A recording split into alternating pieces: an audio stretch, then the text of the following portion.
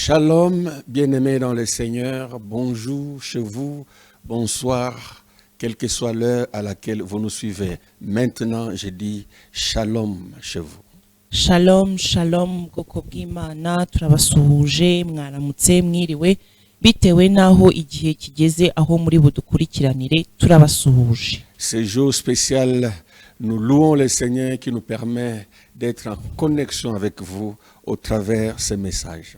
Kuri uyu munsi udasanzwe turashimira Imana yo yatwemereye guhura namwe biciye muri izi nyigisho tugiye gusangira. Et il est normal que nous puissions bénir l'Éternel, notre Dieu, car les jours passent, les semaines passent, les mois passent, les années passent, lui il reste l'Éternel comme le dit bien son nom. Kandi bifite ishingiro yuko dushimira Uwiteka Imana yacu kuko uko iminsi itambuka niko ibyumweru bitambuka niko amezi atambuka niko imyaka itambuka ariko muri ibyo byose uko ibihe bigenda bihana ibindi Uwiteka yagumye ari Imana. Que l'Éternel donc soit béni. Kubw'ibyo Uwiteka ahimbazwe, le maître des temps soit glorifié, umugenga w'ibihe ahabwa que icyubahiro, l'ancien des jours soit élevé, umukuru w'ibihe ashyirwe hejuru, que lui qui n'a ni commencement de vie ni fin de vie soit exalté. uriya utagira itangiriro cyangwa se iherezo ryo kubaho Que azamurwe, le Dieu de tous les esprits soit élevé. Imana y'imyuka yose ishyirwe hejuru, Celui qui nous donne d'exister, que son nom soit glorifié. uriya utwemerera tukabaho izina rye rihimbazwe. Et qu'ensemble, je pourrais même me permettre de dire, je voudrais que le monde entier le glorifie, l'élève, car lui seul est digne. Kandi twese dushyize hamwe, niyo mpamvu numva nashira amanga nkavuga ngo reka dufatanye amajwi yacu tuyashyire hamwe tuyahuze tuvuge tuti Uwiteka Imana y'isi n'ijuru ahimbazwe. Nous venons donc ce 31 décembre 2022, cette nuit où nous attendons voir une période se déplace à une autre période. Nous venons donc glorifier encore une fois Dieu. Uyu munsi rero kuri uyu mugoroba kuri iri joro ry'itariki 31 z'ukwa 12 aho dusoza uyu mwaka dutegereje kubona umwaka uhereza amaboko undi mwaka tuje imbere yanyu kugira ngo twongere tuvuge Uwiteka. Je crois que Dieu agit dans le temps. Nizera ko Imana ikorera mu gihe, Quand il programme, iyo Imana ipanga il a toujours le moment où il déclenche son action. ihorana umwanya aho itangiza igikorwa cyayo. Voilà pourquoi la Bible nous dit que Dieu fait toutes choses bonnes à son temps. Niyo mpamvu biri tubwira ngo ikintu cyose cyayo Imana igikora mu gihe cyayo. Le temps donc est important. Rero buriya igihe ni icy'ingenzi, Et quand les années passent, nous voyons le temps changer aussi. kandi iyo tubona imyaka itambuka tubona n'ibihe nabyo bihinduka. Mon ami, Nshuti yanjye, tu sais ce que tu as traversé en 2022. uzi neza ibyo wanyuzemo muri uyu mwaka dusoza.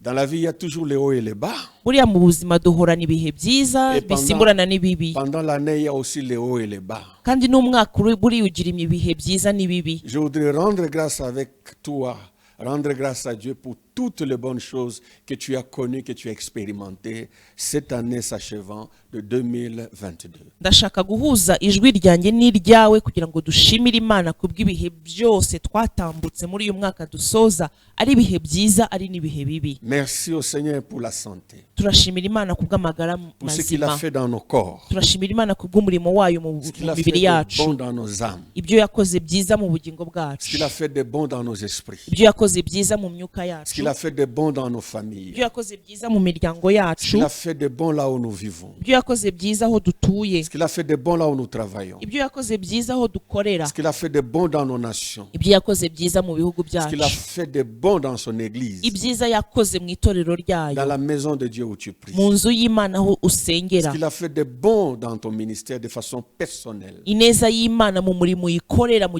giti ce qu'il cyawe, a fait de bon et de bon et de bon, nous louons le Seigneur pour ça. ineza y'Imana uko twagiye tuyibona dushimira Imana. Je voudrais aussi que nous puissions nous fortifier Ndifuza yuko twiyongereramo imbaraga pour ce que nous trouvons qui a été peut-être dur ou carrément, disons-le, mauvais pour nous durant l'année 2022. twikomeze iyo tureba ibintu twanyuzemo muri uyu mwaka dusoza bitatunejeje byatuvunye byari biruhije. Je sais cependant que Dieu nous a fortifiés. ariko nzi neza ko Imana yaduhaye imbaraga, il nous a consolés, Imana yaraduhojeje, pour beaucoup il nous a délivrés. kuri benshi yaratubohoye, Et au-delà de tout, il a donné de l'espérance, même à ceux qui sont encore dans une situation inchangée selon leurs souhaits.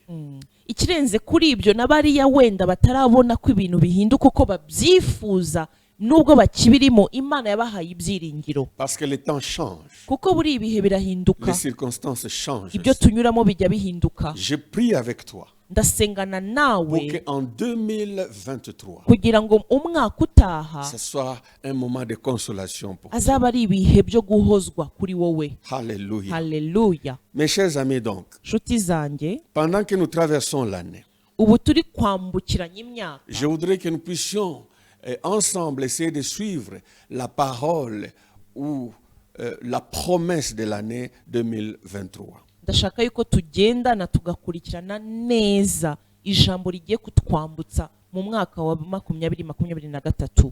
La parole ou le thème que Dieu nous donne en tant que ses enfants. Ijambo cyangwa se intero Imana iduhaye nk'abana bayo. Dieu peut te parler personnellement. Imana ishobora kukuvugisha ku giti Et cyawe il va te parler personnellement. kandi koko izabikora, Et il t'a déjà peut-être parlé personnellement. cyangwa wenda yamaze no kukuganiriza, Mais cette parole-ci ariko iri jambo est tugiye celle kumva qui nous réunit pour beaucoup. niryo riduhuje kuri benshi, Du moins, nous qui sommes ensemble. twebwe tugendanye, Et pourquoi pas toi qui nous suis en ce moment. wenda nawe ryagufasha ugiye kudukurikira. Je sais qu'il y a les thèmes pour différents endroits, différents pays, différentes églises. Ndabizi ko ahantu hatandukanye mu nsengero zitandukanye hari intero zitandukanye, Si donc tu es connecté en ce moment, ariko niba ugendanye natwe uyu ce mwanya, thème sera tien aussi. iyi nawe irakubera iyawe. Et je voudrais que nous puissions prier avant de parler de ce thème-là. Mbere yuko tuyivugaho, reka munyemerere dusenge. Béni soit ton nom éternel, notre Dieu. Uwiteka Mana yacu, izina ryawe Toi rihimbazwe, seul est digne d'adoration. ni wowe wenyine ukwiriye ko tukuramya, Toi seul est digne d'être exalté. ni wowe wenyine ukwiriye ko tukuzamura, Car tu n'as ni commencement de vie ni fin de vie. kuko ntugira itangiriro cyangwa iherezo ryo kubaho. C'est toi, éternel notre Dieu, qui appelle et qui fait passer les hommes. Uwiteka ni wowe uduhamagara ugatambutsa abantu. Humblement, nous venons devant toi. Duciye bugufi tuje imbere yawe, Reconnaître ta divinité twemera yuko uri Imana et reconnaître ta bonté. kandi twemeza yuko uri mwiza. Nous venons te demander de nous regarder dans le sang de Jésus Tuje kugusaba ngo turebere mu maraso ya et de Yesu nous bénir Kristo, par le Saint-Esprit. uduhe umugisha kubw'umwuka wera, Bénis cette parole uhe umugisha iri et jambo, bénis ton peuple. uhe umugisha ubwoko Je te le bwawe. demande, Père, Data, mbigusabye au nom de mu Jésus. izina rya Yesu, Amen. amen. Alléluia. Je ne Haleluya. sais pas quelle heure il est chez toi. Sinzi aho amasaha ageze aho uri, Tu as déjà traversé 0 heure. wasanga wamaze kwambuka saa Tu sita es déjà z'ijoro, dans l'année 2023. wamaze kugera mu mwaka wa Tu as 2023, célébré, tu as acclamé, tu t'es agenouillé, tu as adoré, tu as intercédé, tu as fait ce que tu as fait. wamaze kwizihiza ubunani, wamaze kwishima, wamaze kuramya Imana, wamaze gushimira abo muri kumwe, ibyiza byose wasanga wamaze kubikora. Écoute maintenant le thème. Noneho rero wumve ijambo riherekeza uyu Écoute ce mwaka, que le Saint-Esprit déclare et proclame. wumve icyo umwuka wera yamamaza Pour nous, kuri twebwe. Dieu nous dit ceci. Imana iratubwiye iti, L'année 2023, umwaka wa c'est l'année 2023 de travail, azaba ari umwaka wo gukora, mais d'un travail béni. gukora umurimo w'umugisha. 2023, 2023 c'est l'année de travail béni par l'Éternel. ni umwaka wo gukora umurimo ufite umugisha w'Uwiteka. Nous lisons dans Deutéronome. Reka tujyane mu gutegeka kwa kabiri, Deutéronome chapitre 30, le verset 9. gutegeka kwa kabiri igice cya 30 umurongo wa 9. L'Éternel ton Dieu te comblera de biens en faisant prospérer tout le travail de tes mains, les fruits de tes entrailles, les fruits de tes troupeaux et les fruits de ton sol.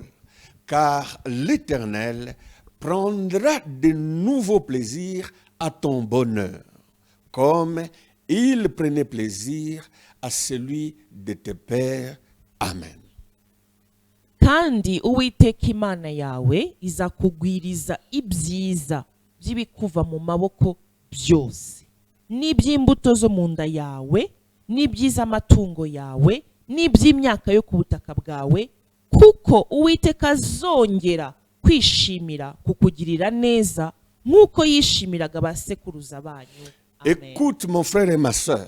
Bene data mutega amatwi, L'Éternel a toujours pris plaisir au travail de tes pères, ou si tu veux, de ceux qui t'ont précédé dans la foi. igihe cyose ba sekuruza cyangwa abakurambere bakuriye mu kwizera bakoraga, Uwiteka arabyishimiraga. Quand je parle de tes pères ici, Iyo mvuga ba sekuruza je ne hano, veux pas parler d'abord de ta famille biologique. aba mbere nshaka kuvuga si bariya bo mu muryango Je wawe, parle de nos pères dans la foi. ndavuga ba sogokuruza bo kwizera, Je parle des patriarches. ndavuga bakuru bo mu kwizera, Je parle de ceux qui ont reçu des promesses. ndavuga bakiriye amasezerano, Je parle des héros dans la foi. ndavuga intwari mu Je kwizera, parle des apôtres, des disciples du Seigneur. ndavuga intumwa n'abigishwa b'umwami. Quand ils vivaient, Igihe bari bariho ils marchaient avec Dieu. bagendanaga n'Imana, Dieu bénissait le travail de leurs mains. Imana yahaga umugisha imirimo yabo, Ainsi comme l'Éternel bénissait leur travail, nk'uko Uwiteka yaheshaga umugisha imirimo yabo, comme il prenait plaisir à les soutenir dans leurs efforts. nk'uko yishimiraga kubashyigikira mu mirimo yabo. En 2023, Umwaka utaha Dieu va soutenir tes efforts. Imana izashyigikira imbaraga zawe.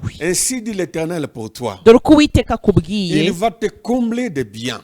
azakugwiriza ibyiza. Quand tu vas travailler, Nukora il va faire prospérer ton travail. azagwiza ibyiza by'ibiva mu maboko yawe. Cela va quitter ton travail Ibyo manuel bizava mu mirimo yawe ukoresha amaboko, ou le travail intellectuel cyangwa imirimo ukoresha ou tout ce que ubwonko, tu fais pour gagner ta cyangwa vie. ibindi byose ukora kugira ngo ubone amaronko. Cela va quitter même au-delà de tout ton travail spirituel. Yewe bizarenga n'umurimo ukora mu Il mwuka, va bénir même les fruits de tes entrailles. izaha umugisha n'imbuto zo mu nda yawe. Quand on parle des fruits des entrailles, nous sommes dans la famille. Iyo tuvuga imbuto zo mu nda, ni mu muryango. L'Éternel bénira aussi les fruits de tes troupeaux. Uwiteka azaha umugisha amatungo yawe, Ça veut dire tes propriétés. ibyo utunze. Il bénira aussi les fruits de ton sol. Yewe izaha umugisha n'imyaka yo ku butaka Parce bwawe, qu'il a décidé. kuko Imana niko Il a yabyiyemeje, décidé niko yabigennye. de prendre de nouveaux plaisirs à ton bonheur. Yagennye kongera kwishimira kugirirwa neza kwawe, Parce qu'il t'aime. kuko igukunda, Parce qu'il m'aime. kuko inkunda, Parce qu'il aime les tiens. kuko ikunda abawe, Parce qu'il aime nos pays. kuko ikunda ibihugu Parce byacu, qu'il aime son église. kuko ikunda itorero ryayo. L'Éternel a décidé Uwiteka de yabyiyemeje se souvenir et de chercher le bonheur de son peuple. kongera kwibuka no gushaka ineza y'ubwoko bwe. Voilà l'année 2023, mon ami. Nshuti yanjye, dore umwaka utaha rero n'uyu. Il faut donc travailler. Rero ugomba gukora, Parce que Dieu veut que nous puissions travailler. kuko Imana ishaka ko dukora. Il déclare le travail. Imana yaduhamagariye gukora. Je dois me décider de travailler. Ngomba kwiyemeza gukora, Tu dois te décider de travailler. nawe ugomba kwiyemeza gukora. Et lui bénira ce que tu feras. Nawe azaha umugisha ibyo Il uzakora, bénira aussi ce que je ferai. azaha umugisha ibyo nzakora. Le livre de Proverbes nous dit ceci. Igitabo cy'imigani kiratubwira kiti, Proverbe 18:9. imigani 18:9, Celui qui se relâche dans son travail est frère de celui qui détruit. ugira ubute ku murimo we aba ameze nk'umuvandimwe w'umurimbuzi. Celui qui se relâche, celui qui abandonne son travail est comparable à une personne qui a la spécialité ou la mission de détruire.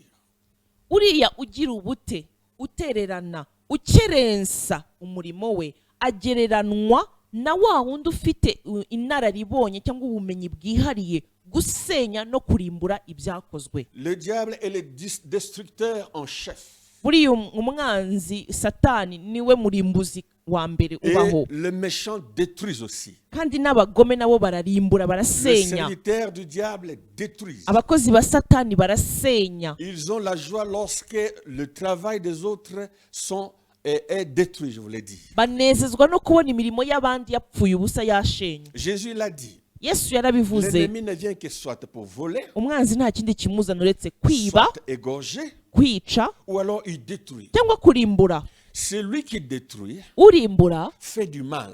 agira nabi, Il ravit la joie. atwara umunezero, Il décourage les gens. aca intege abantu, Il bloque bloque la progression. azitira iterambere, Il bloque le développement. azitira gutera imbere, Il n'aime pas l'épanouissement. ntabwo yishimira gutera imbere. Ça, c'est ce que l'ennemi fait. Ibyo ni byo umwanzi akora. Alors, quand toi et moi ne travaillons pas, Wowe nanjye rero iyo tudakora, ou lorsque toi et moi avons commencé à travailler, cyangwa wowe nanjye iyo dutangiye et gukora, qu'à un certain moment, hakagera igihe à cause de XY problèmes, nous nous relâchons, nous nous rétractons, hakagera igihe kubera ikibazo runaka n'ikindi tukagira ubute tugakerensa ibyo dukora dans la pensée de Dieu, mu bitekerezo by'Imana, nous sommes l'ami ou nous sommes semblables à celui qui détruit. tuba twabaye inshuti cyangwa tukagereranywa na bariya barimbura. Je peux même me permettre de dire que nous servons le diable. Reka nanarenzeho ngubwire ngo yuko tuba twageze igihe dukorera Satani. Lèvons-nous, Reka duhaguruke travaillons, dukore,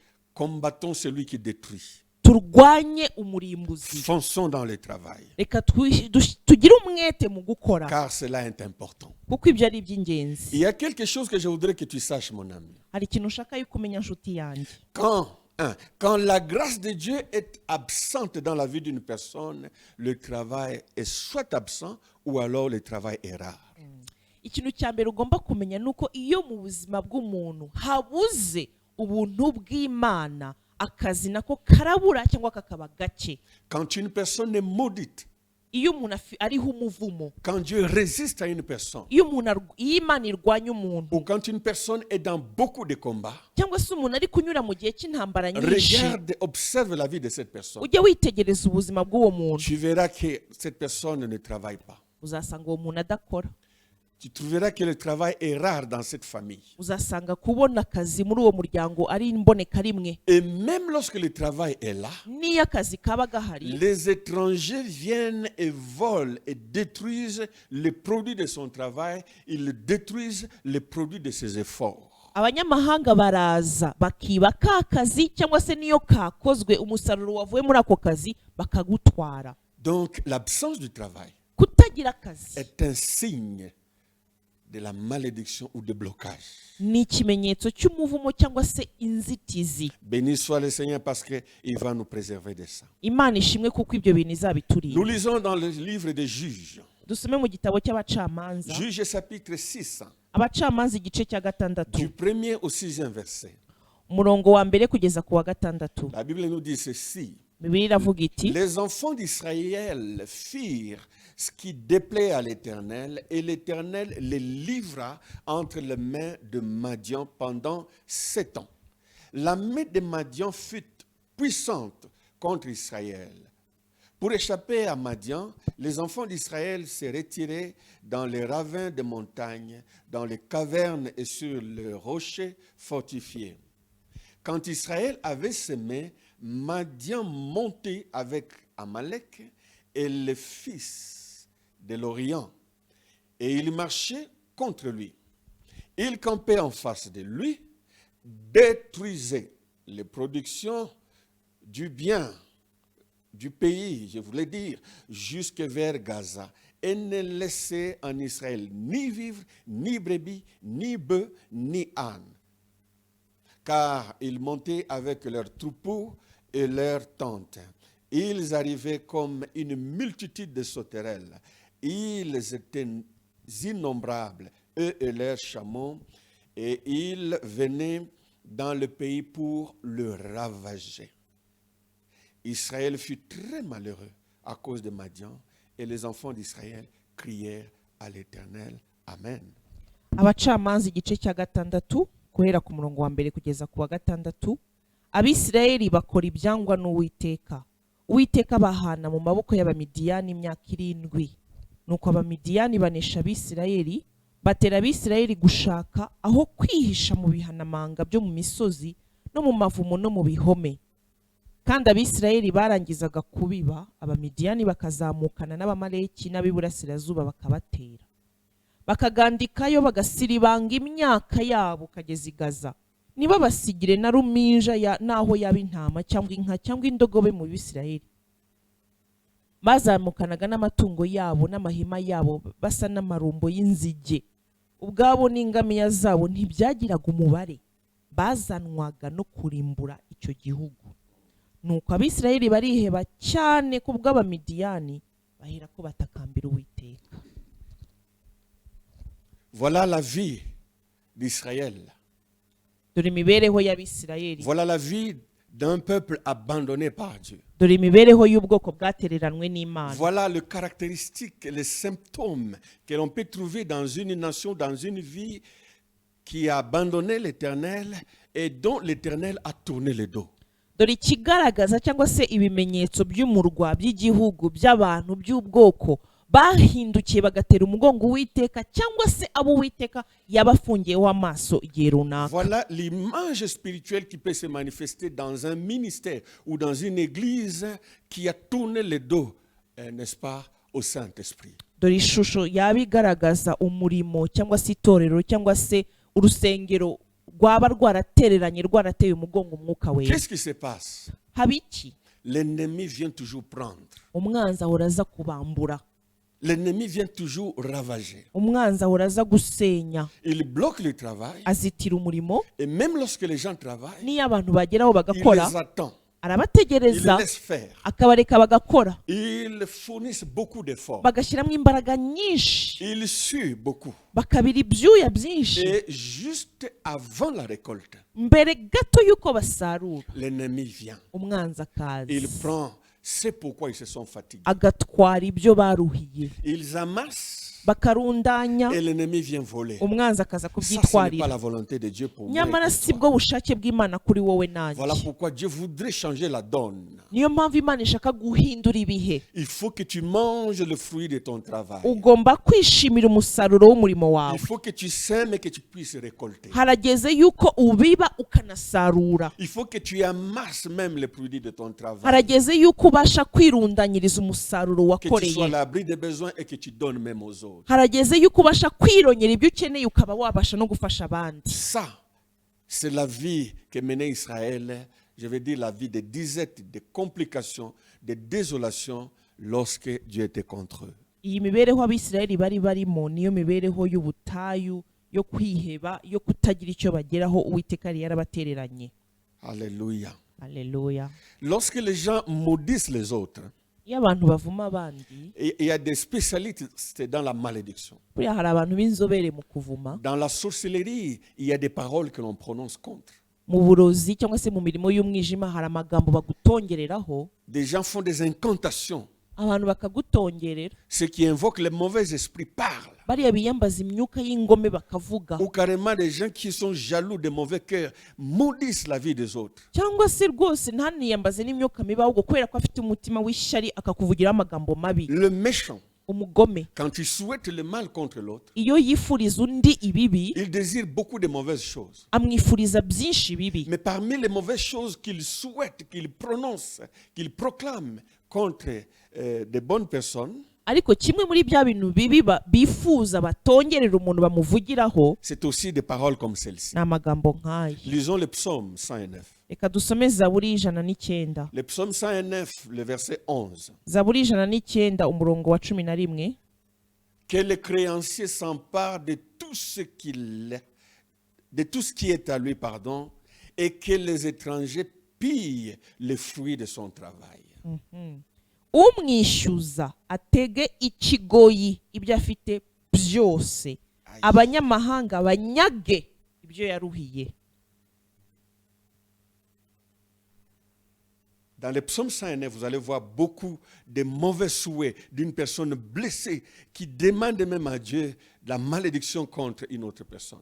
Iyi Zaburi yose uyisomye uza gusangamo amagambo y'umuntu wari ufite umutima ukomeretse, wa wundi wamukomerekeje akagira ibibi C'est l'un amwifuriza. des psaumes redoutables, mon ami. Ni imwe muri za Zaburi zikwiriye gutinywa. Alors, parmi les malédictions qu'il souhaite contre cette personne, Imwe mu mivumo yifurizaga uwo il muntu, dit que le créancier s'empare de tout ce qui est à lui. aravuga ngo umwishyuza atege ikigoyi ibyo afite byose, Et que les étrangers viennent piller le fruit de son travail. kandi abanyamahanga banyage ibyo yaruhiye.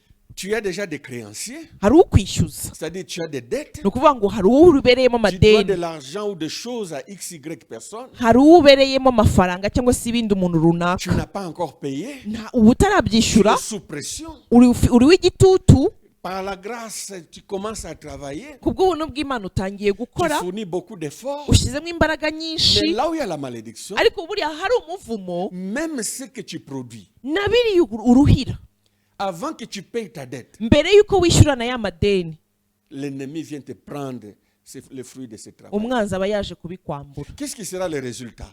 Ikizavamo ni iki? Tu ne vas pas quitter les dettes. Ntabwo uzava mu Les madeni, dettes vont se multiplier. amadeni azagenda yiyongera Parce qu'avant yiyongera, de payer, tu seras déjà pillé. kuko mbere y'uko wishyura ideni uzaba wamaze kwamburwa, Et que ce sont les étrangers qui vont venir prendre. C'est pourquoi tu as travaillé. kandi ibyo waruhiye bizanyagwa na bande n'abanyamahanga. Ça, c'est le modèle d'une vie de malédiction au travail. Iyi ni ishusho y'ubuzima buriho umuvumo mu murimo.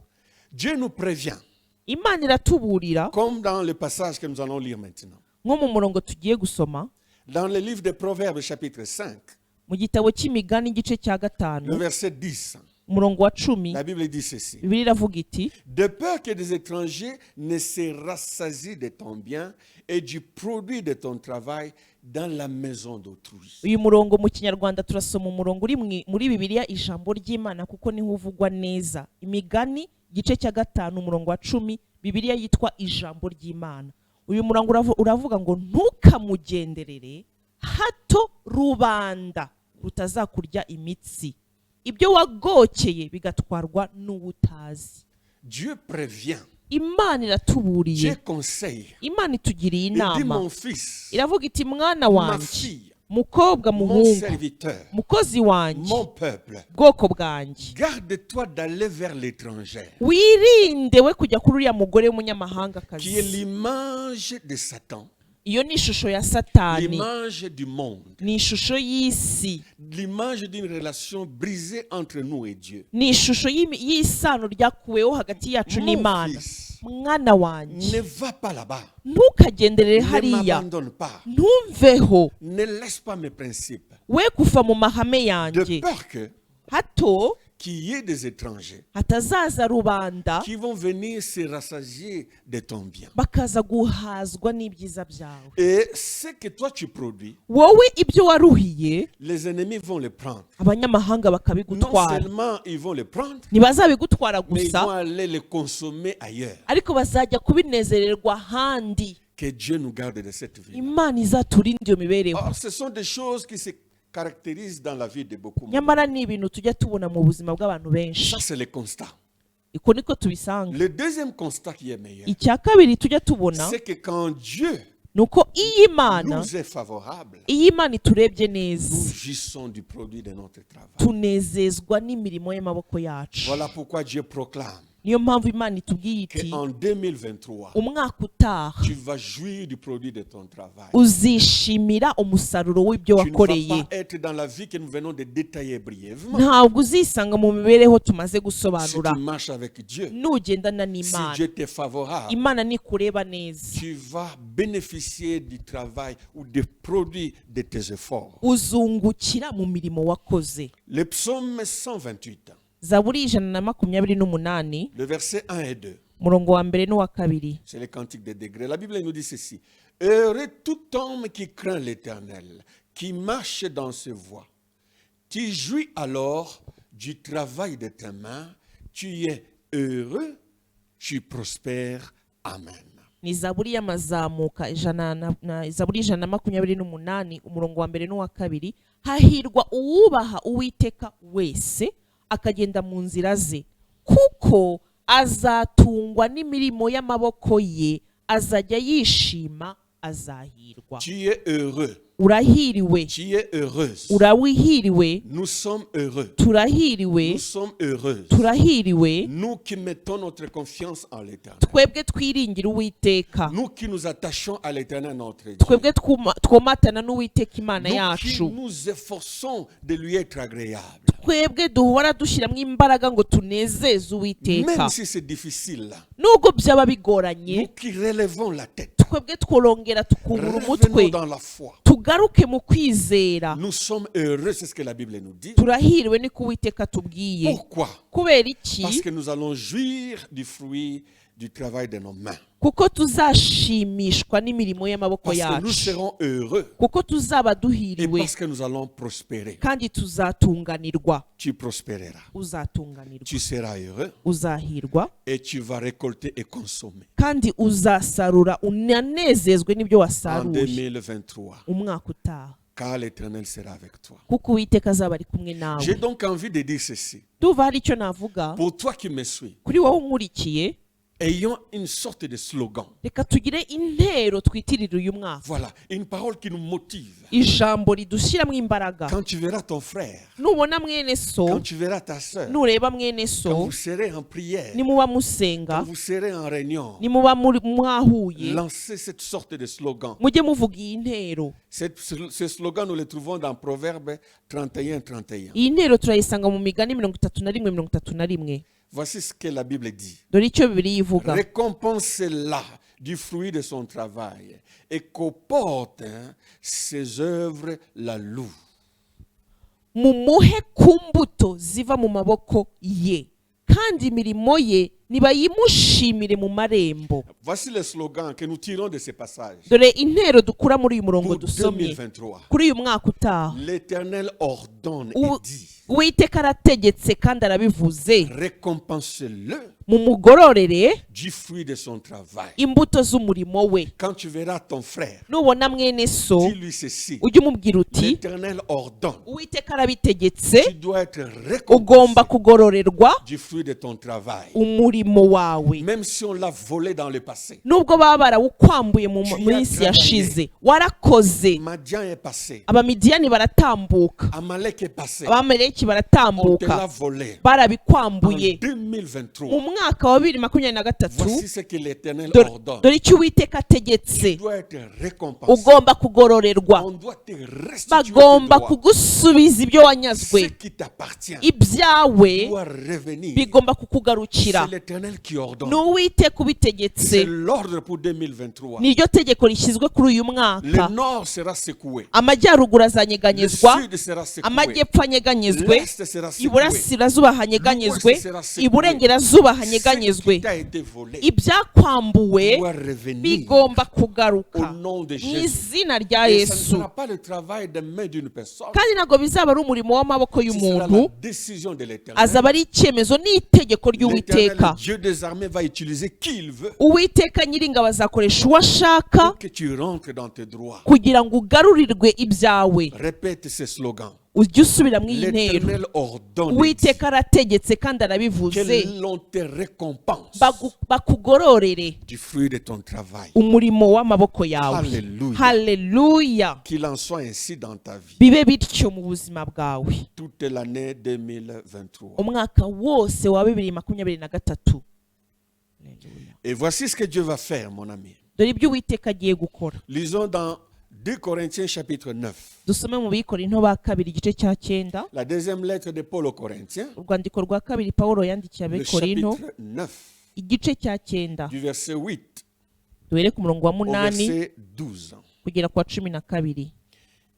Et Dieu peut vous combler de toutes sortes de grâces afin que, possédant toujours en toutes choses de quoi satisfaire à vos besoins, vous ayez encore en abondance pour toute bonne œuvre, selon qu'il est écrit. Il a fait de largesses, il a donné aux indigents. Sa justice subsiste à jamais. C'est lui qui fournit de la sémence au semeur et du pain pour sa nourriture, vous fournira et vous multipliera sa sémence, et il augmentera le fruit de votre justice. Vous serez de la sorte enrichis à tous égards pour toutes sortes de libéralités qui, par notre moyen, feront offrir à Dieu des actions de grâce, car le secours de cette assistance non seulement pourvoit aux besoins des saints, mais il est encore une source abondante de nombreuses actions de grâce envers Dieu. Amen. Abikorinto ba kabiri igice cya 9 duhere ku murongo wa 8 kugera kwa 12.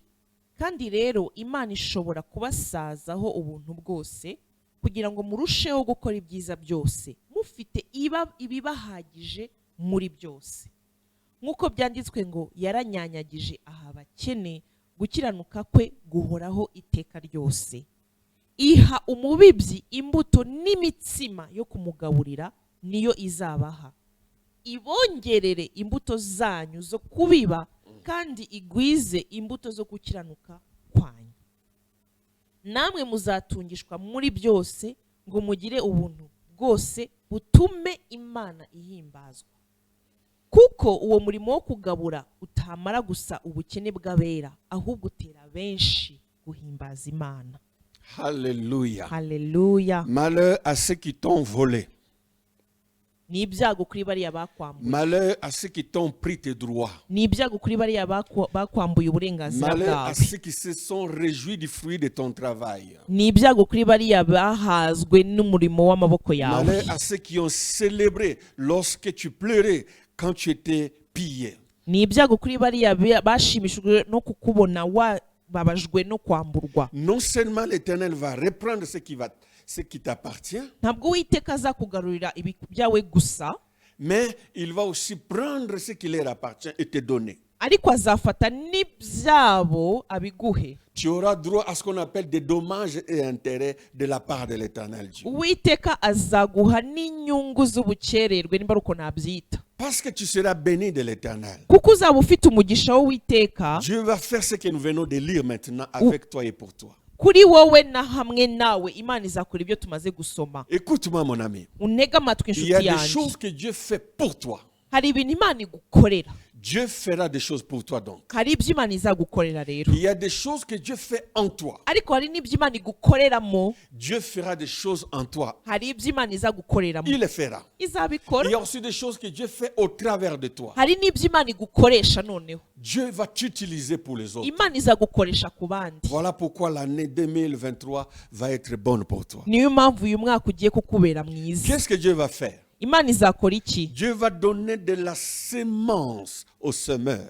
Imana izaha umubibyi imbuto zo kubiba. On ne peut pas semer sans sémence. Ntushobora kubiba udafite imbuto. Même si on a toute la bonne volonté du monde. Niyo waba ufite ubushake bwose bukenewe. Aussi longtemps que tu n'as pas de sémence, Igihe cyose utarabona imbuto tu ne peux ibibwa, pas semer. ntushobora Cela kubiba. veut dire quoi? Bivuze iki? Dieu va t'ouvrir les portes du travail. Imana izagufungurira amarembo y'umurimo. Le travail béni. Umurimo ufite Mon umugisha. ami, Nshuti un yanjye, travail béni umurimo ufite umugisha vient de l'Éternel. uva ku Uwiteka.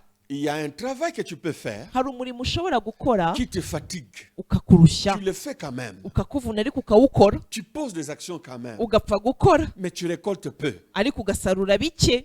Voilà pourquoi la Bible nous dit ceci. Niyo mpamvu Bibiliya itubwiye En iti, vain, vous vous levez tôt pour aller travailler. ni kubw'ubusa muzindukira kujya gukora, Vous travaillez beaucoup, vous vous fatiguez. ugakora cyane ukaruha, En vain, vous revenez, vous vous couchez tard. ariko ni kubw'ubusa ugaruka bwije Et vous ukaruhuka, récoltez peu. ugasarura bike. Ça, c'est un travail qui fatigue. Uwo ni umurimo uvunanye. Dieu te garde de ça. Imana irabikurinze. Alléluia. Mais il y a Haleluya. un travail béni. Ariko habaho umurimo Il y ugira a la umugisha. semence que Dieu donne. Hari imbuto yo kubiba Imana itanga. L'Éternel qui donne la semence au semeur. Uwiteka wa wundi uha umubibyi imbuto. Un travail Umurimo qui est béni. ufite umugisha. Comme la Bible nous dit, Nk'uko Bibiliya yatubwiye, l'Éternel donne la bénédiction à ses bien-aimés pendant qu'ils sont dans leur sommeil. Uwiteka aha umugisha abe basinziriye. Ça ne veut pas dire qu'ils ne vont pas travailler. Si ukuvuga ko batazakora, Cela veut dire qu'ils vont travailler peu et récolter beaucoup. ahubwo bivuga ko bazakora gake basarure byinshi. Le résultat de leur travail n'est jamais équivalent à, n'est-ce pas, à la force de leur travail. Umusaruro w'umurimo wabo ntabwo ushobora kuringanizwa n'imbaraga baba bashyizemo. S'ils travaillent beaucoup, Niba bakora cyane, ils récoltent beaucoup et plus. bazasarura birenzeho. C'est ce que Dieu fait lorsqu'il bénit. Ibyo ni byo Imana ikora iyo Dieu yatanze va le faire umugisha. pour toi. Imana izabigukorera. Alléluia. Haleluya. Dieu va nous donner de la réussite dans nos responsabilités et dans nos travaux. Imana izaduha guhirwa mu nshingano zacu no mu mirimo dukora. Cela veut dire quoi? Bivuze iki? Dieu va te responsabiliser. Imana izagushyira mu nshingano Parce qu'il va te considérer comme une source de bénédiction. kuko izabikubona nk'isoko y'umugisha. Alors il va te mettre à un endroit Izagushyira ahantu pour que tes décisions, kugira ngo ibyemezo tes ufata, actions, ibyo ukora, ce que tu vas faire ibyo uzakora fassent bénéficier beaucoup. bizungukire benshi. Il va bénir tes responsabilités. Izaha umugisha ndetse n'inshingano Et il va te urimo, donner des kandi responsabilités. izaguha izindi. Alléluia. Haleluya. La troisième chose, Icya gatatu ça ressemble à ce que je viens de dire. gisa n'icyo tumaze Il kuvuga. va nous utiliser pour restaurer d'autres personnes. Imana izadukoresha kugira ngo duhembure abandi. Nous serons les instruments de Dieu Tuzaba ibikoresho by'Imana pour faire du bien aux autres. kugira ngo tugirire abandi Nous neza. serons comblés nous-mêmes. Tuzaba twuzuye twebwe ubwacu. Tu seras à l'abri des besoins. Uzaba warahawe ibyo Mais en plus de ukeneye, cela, ariko ibirenze kuri Il ibyo va t'utiliser pour les autres. izanagukoresha ku bandi. Alléluia. Et Haleluya. quatrième chose, Icya kane, Dieu va restaurer sa gloire. Imana izahembura ubwiza bwayo. La gloire de Dieu se manifeste là où les gens sont contents. Ubwiza bw'Imana bugaragara aho abantu bafite Dieu va ibyishimo. donc restaurer sa gloire Imana izahembura ubwiza bwayo avec toi. hamwe nawe. Et Dieu va faire de sorte que les actions de grâce ou les remerciements se multiplient dans son église. Imana izagwiza amashimwe yayo mu bwoko bwayo, Non seulement dans l'église, atari mu itorero gusa, mais aussi dans nos familles, ariko no mu mais miryango, aussi dans nos villes, no mu mirwa, mais aussi dans nos nations. no mu bihugu byacu. Il y a beaucoup de choses qui ne vont pas bien. Hari ibintu byinshi bitagenda Dieu va neza, utiliser ses enfants. ariko Imana izakoresha abana Il va bayo. utiliser même ceux qui ne prient pas dans l'église. Yewe n'abadasengera mu rusengero Imana Parce que Dieu a izabakoresha, déclaré cela. kuko Imana yamaze Si Dieu kubyiyemeza. peut utiliser même ceux qui ne prient pas, Niba Imana yakoresha n'abadasenga, il veut plus et plus encore utiliser ceux qui connaissent ce principe. irashaka gukoresha kurushaho abamenya aya mahame. Le travail est important. Umurimo buriya ni uw'ingenzi. Voilà pourquoi Dieu veut que nous puissions travailler. Niyo mpamvu Imana ishaka ko dukora. Parce que là où il n'y a pas de travail et de travailleurs, nous brisons un principe de la Genèse. Kuko ahatari umurimo cyangwa se abawukora, hari ihame ryo mu itangiriro buriya tuba twirengagije. Ce principe est dans le livre de Genèse. Mu gitabo cy'itangiriro niho dusanga iryo hame. Genèse chapitre 3, Itangiriro igice cya le gatatu verset 19. umurongo wa 19. Dieu a déjà déclaré ceci. Imana yamaze kubivuga. C'est à la sueur de ton visage que tu mangeras du pain, jusqu'à ce que tu retournes dans la poussière d'où tu as été tiré, car tu es poussière et tu retourneras dans la poussière. Amen. Gututubikana ko mu maso hawe niko kuzaguhesha umutsima. Urinde ugeze ubwo uzasubira mu butaka, kuko arimo wakuwe. Uri umukungugu, mu mukungugu nimo uzasubira. Je peux me poser la question et dire, Ushobora kwibaza ikibazo, pourquoi est-ce que Dieu ne fait pas tomber la manne en 2023? kuki umwaka utaha Imana itagusha amano? Pourquoi est-ce que Dieu ne va pas utiliser les autres pour qu'ils travaillent pour nous? Kuki Imana itakoresha abandi ngo bankorere? Pourquoi est-ce que nous n'allons pas seulement croiser les bras et voir les merveilles de l'Éternel? Kuki tutakwiyicarira ngo rwose tumererwe neza tubone imirimo y'Uwiteka yikora? Parce que c'est un principe. Kuko hari ihame. Voilà pourquoi il dit il va bénir le travail d'un homme. Niyo mpamvu Imana yavuze ko izaha umugisha umurimo w'amaboko yacu. Wumve rero akamaro k'umurimo. À partir de ces principes, Kuva kuri iri hame, le travail nous permet d'avoir, mon ami. umurimo niwo uduhesha kuronka. Celui qui travaille Ukora peut avoir, ashobora kuronka ibyo akeneye, peut posséder, ashobora kugira ibyo peut yitungira, avoir des propriétés. ashobora kugira imitungo C'est yitungira. pour ça que Dieu va te bénir. Niyo mpamvu Imana izaguha umugisha. Deux. Icya kabiri, Le travail nous permet d'améliorer ce que l'on a déjà. gukora nibyo bidushoboza gutunganya ibyo twamaze kuronka. Tu peux avoir, Ushobora mais kwironkera, avoir ne suffit pas. ariko kubironka ntibihagije. Au-delà d'avoir, tu dois encore travailler Ikirenze kuri ibyo ugomba gukora pour améliorer kugira ngo ubitunganye, kugira ngo ubigwize ce que tu as déjà. ibyo wamaze Si kwironkera. tu ne travailles pas, Nudakora, même si tu as déjà eu, nubwo wamaze kusarura, perdre. ushobora kubitakaza. tu dois donc travailler. Ugomba gukora rero. Le travail nous permet de protéger ou de sécuriser nos biens.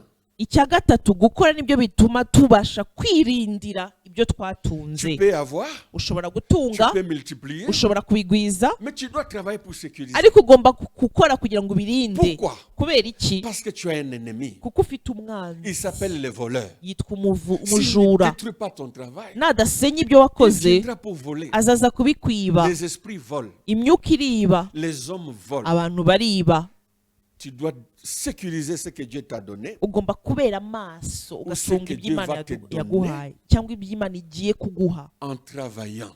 ukabikora Même mu celui qui murimo. veille, N'uriye uba amaso, même celui qui réfléchit, n'uriye utekereza est en train de travailler. aba ari gukora. Tu ne réfléchis pas, Nudatekereza, tu ne mets pas de mesures, nudashyiraho on ingamba, va te voler. bazakwiba. Le travail nous permet de multiplier nos biens et d'élargir nos tentes. Gukora nibyo bidushoboza kugwiza imitungo yacu tukagura n'amahema yacu. Avoir c'est bien, Kuronka ni byiza, améliorer c'est bien, kubitunganya ni byiza, multiplier c'est encore bien, kubigwiza nabyo ni mais byiza, élargir des tentes, ariko kwagura c'est amahema encore plus grand. nabyo birushijeho kuba C'est aller byiza. plus loin. Ni ukugera kure, C'est quitter une entreprise locale, aller ailleurs. ni ukuva mu murimo ukorera ahantu runaka ukawugeza n'ahandi. C'est laisser un ministère local et l'élargir ailleurs. Gukorera Imana ahantu hamwe ni byiza, ariko noneho ukagura n'amahema ukajya n'ahandi. C'est multiplier les œuvres de Dieu dans d'autres nations. Kugwiza umurimo w'Imana mu bindi bihugu. Tu es appelé à élargir tes tentes. Uhamagariwe kwagura amahema yawe, Et tu dois travailler pour ça. kandi ugomba kubikorera.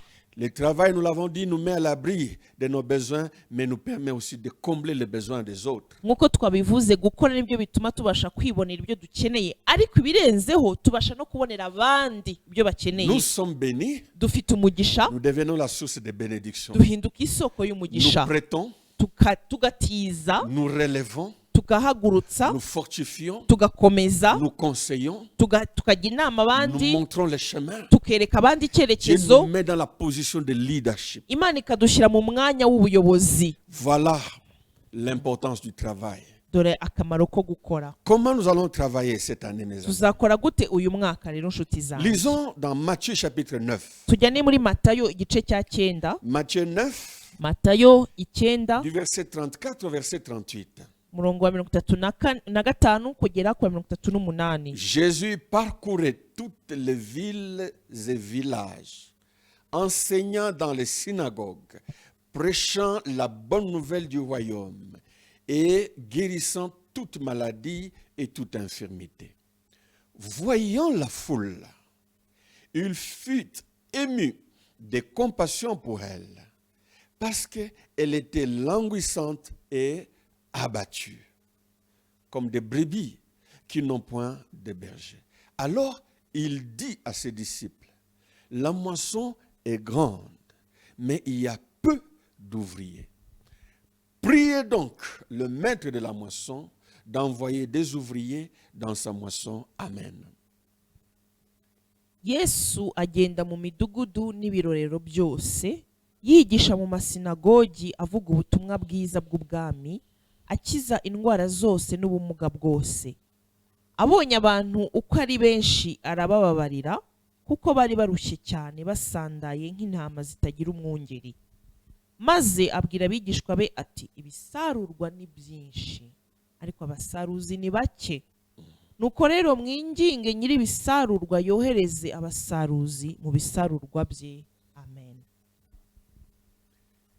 Quand tu vis dans la famille, Iyo ubayeho mu muryango, quand tu es dans une église, iyo uri mu itorero, quand tu es dans une société, iyo uri mu kigo, quand tu es dans un travail, iyo uri mu murimo, tu dois avoir l'habitude d'observer autour de toi. ujye wimenyereza kwitegereza ibiri iruhande La rwawe. personne qui observe son environnement Umuntu ubasha kwitegereza ibiri iruhande rwe ne peut pas manquer un travail à faire. ntashobora kubura umurimo wo gukora, Parce que tu vas constater un besoin. kuko hari icyo uzabona gikenewe.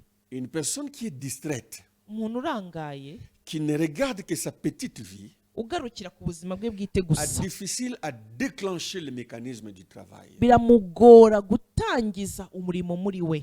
Jésus allait de ville en ville et de village en village. yesu yagendaga mu midugudu n'ibirorero byose Il travaillait. yarakoraga. Comment est-ce qu'il travaillait? Yakoraga ate? Il prêchait. Yarigishaga. Ça, c'est le travail spirituel. Uwo ni umurimo w'umwuka. Il priait pour les malades. Agasengera Il abarwayi, chassait les démons de la vie des gens. akirukana abadayimoni, Il conseillait. akabagira inama, Il nourrissait. akagaburira Il abandi. faisait beaucoup de bonnes choses. Yakoraga ibintu byinshi byiza. Étant lui-même béni, Nawe afite umugisha, il donnait la bénédiction aux autres. yatangaga umugisha ku bandi. Mais partout il passait, Ariko aho yanyuraga il hose observait. yaritegerezaga, Il voyait des multitudes de gens venir vers lui. akabona abantu benshi baza bamugana, Il voyait qu'ils étaient fatigués. akabibona ko barushye, Ils étaient languissants. basandaye, Ils étaient désespérés. bihebye, Ils auraient bien voulu avoir quelqu'un pour les aider. bifuzaga uwabafasha. Parce qu'il dit qu'ils étaient comme des brebis sans berger. Kuko biratubwira ngo bari basandaye nk'intama zitagira umwungeri. Et le Seigneur a été touché. Umwami bimukoraho,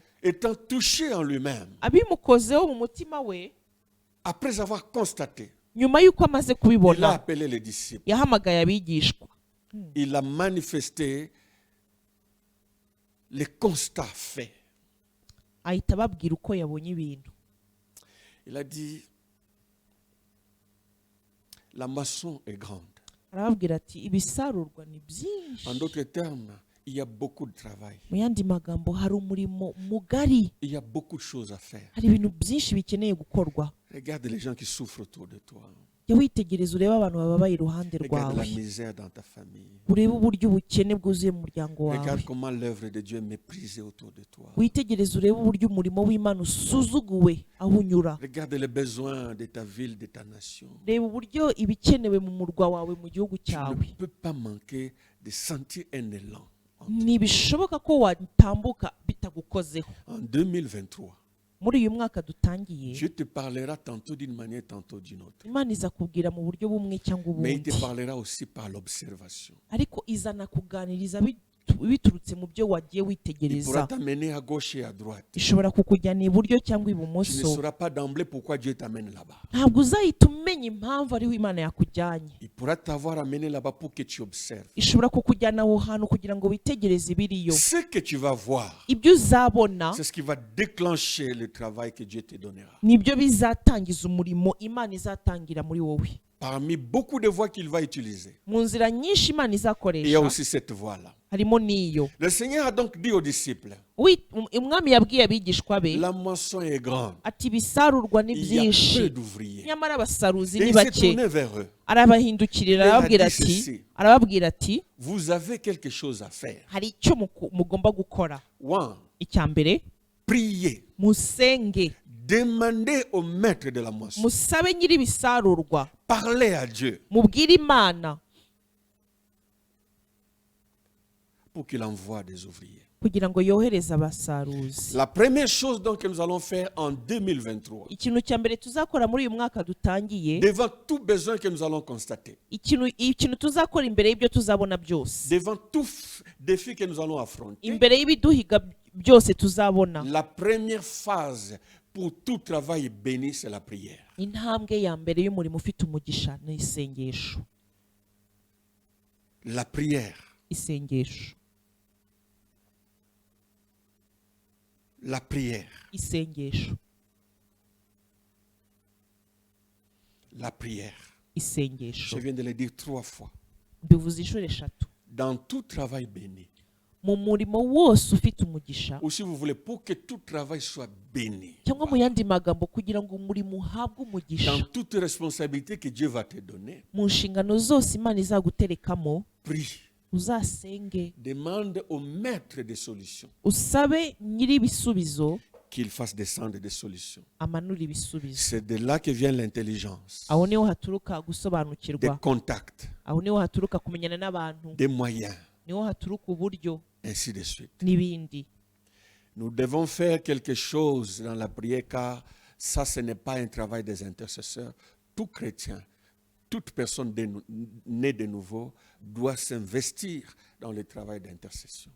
Ahangaha turahamagarirwa gusenga muri uyu murimo, kuko si ibisabwa b'ingenzi gusa, ahubwo buri mukristo wese, umuntu wese wavutse bwa kabiri agomba kugira imibereho yo gusenga. Et même quand tu ne sais pas encore quoi faire, Niyo waba utaramenya icyo ukwiriye fais le gukora, travail de prière. uzakora umurimo wo gusenga. Ne dis pas je n'ai rien à donner. Ntuvuge ngo ntacyo mfite natanga. Vraiment, Koko tu n'as pas la prière à donner. ntushobora no gusenga. Tu peux prier. Ushoboye gusenga, Demande au maître d'agir. uzasabe nyiri ibisarurwa La akore. deuxième chose que nous ferons en 2023, Icya kabiri tuzakora muri uyu mwaka c'est dutangiye poser un acte, ni ibikorwa, aller dans l'action. kujya mu gukora.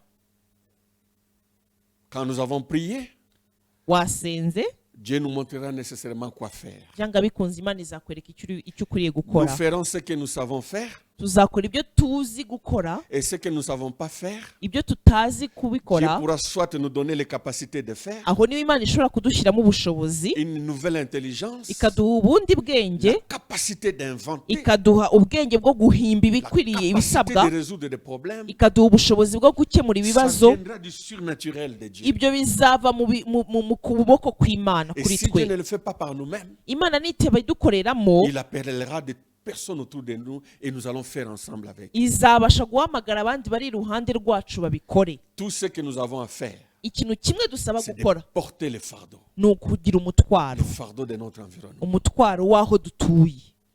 Je voudrais que nous puissions finir par ce point, mes amis. Ndifuza ko dusoreza kuri iyi ngingo. L'année de travail béni Umwaka w'umurimo ufite umugisha va demander des motivations en nous. uzasaba kugira ibidusunikira gukora muri Voilà, nous twe. devons avoir de bonnes raisons. Tugomba kugira impamvu zikwiriye muri Quelles twe. seront les motivations? Ni izihe mpamvu zizadutera kubikora? Qu'est-ce qui va nous pousser à multiplier les efforts? Ni iki kizatuma tugwiza imbaraga? Lisons dans Colossiens chapitre 3, Dusome mu Bakolosayi igice cya gatatu le verset 17. umurongo wa 17. Et quoi que vous fassiez, en parole ou en acte, faites tout au nom du Seigneur Jésus, en rendant par lui des actions de grâce à Dieu le Père. Amen. Kandi icyo muzavuga cyose n'ibyo muzakora mujye mubikora byose mu izina ry'Umwami Yesu, mushima Imana Data wa twese kubw'uwo. La motivation pour 2023.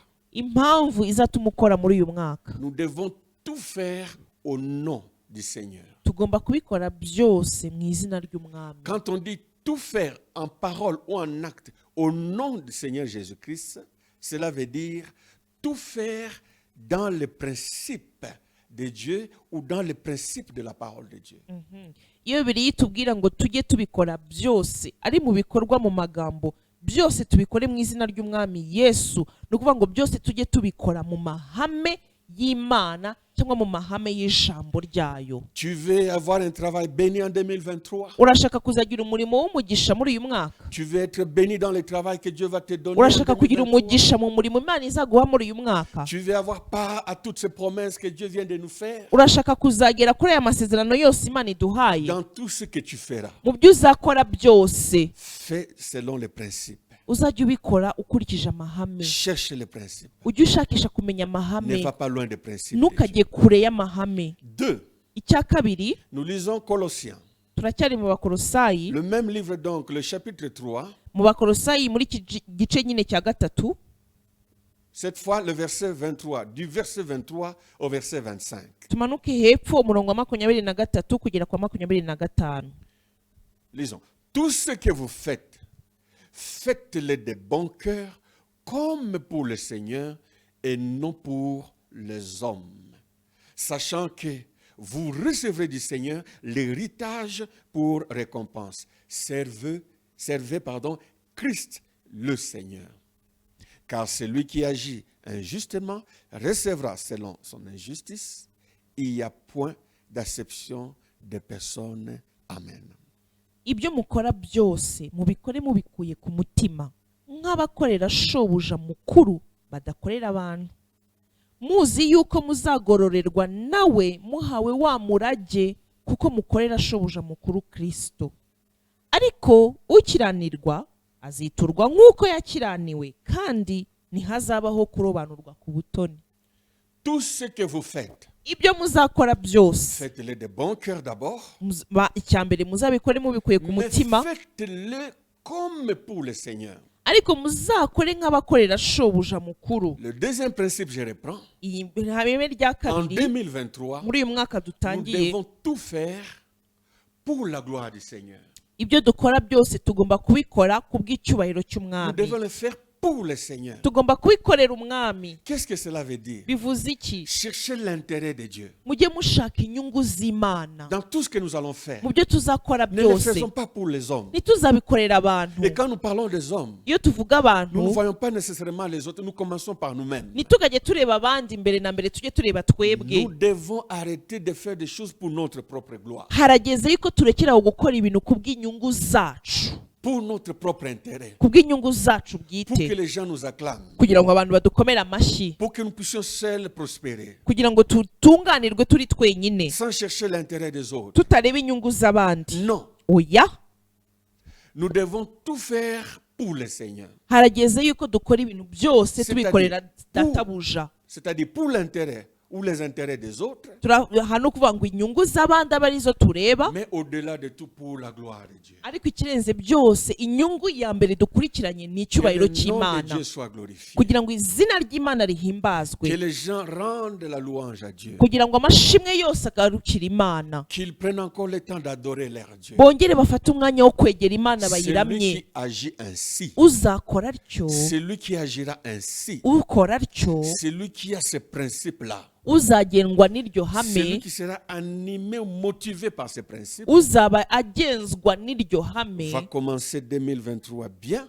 uyu mwaka awutangiye et il neza va bien finir l'année kandi 2023 azawusoza neza avec la grâce de l'Éternel. ku bw'ubuntu bw'Imana. Mes chers amis, Nshuti zanjye, je vous souhaite encore une très très bonne année 2023. nanone ndabifuriza umwaka mwiza cyane wa 2023. Je suis sûr que tu me le souhaites aussi. Ndabizi ko nawe ubinyifuriza, Nous nous souhaitons cela réciproquement. reka tubyifurizanye, Nous le souhaitons à nos compatriotes. tubyifuriza abo dusangiye Nous ubwenegihugu, le souhaitons à nos autorités. tubyifuriza abayobozi bacu Dans chaque niveau, ku rwego urwo ari rwo rwose, dans chaque sphère d'influence. aho baba bakorera hose. Nous leur souhaitons une très très bonne année. Turabifuriza umwaka mwiza cyane, Pour que Dieu soit au milieu de nous. kugira ngo Imana izature hagati Et yacu. nos souhaits, Ibyo twifuza nous les transformons en prière. tubihinduramo isengesho. Nous prierons donc les uns pour les autres en Tuzas- 2023.